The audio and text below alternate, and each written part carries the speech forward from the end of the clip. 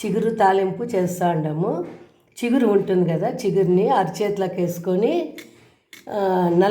నలిపితే ఇట్లా కొంచెం ఎక్కువ నుసి చేయొద్దండి, ఇట్లా అవుతాయి. దానికి చిగురు, ఉల్లిపాయలు, ఎల్లిపాయలు,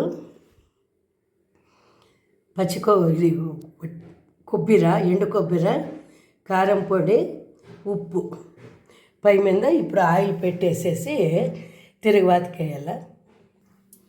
ఇప్పుడు ఆయిల్ కాగింది, ఆవాలు, జీలకర్ర, కరివేపాకు వేయాలి.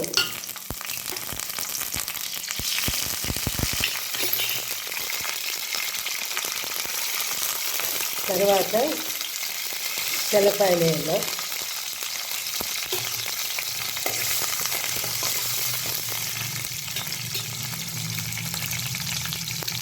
అవి మగ్గిన తర్వాత కొంచెము ఉల్లిపాయ వేసేయాలి. ఇప్పుడు ఇదంతా అయింది కదా, అర్థము మగ్గేసింది. చిగురు వేయాలి.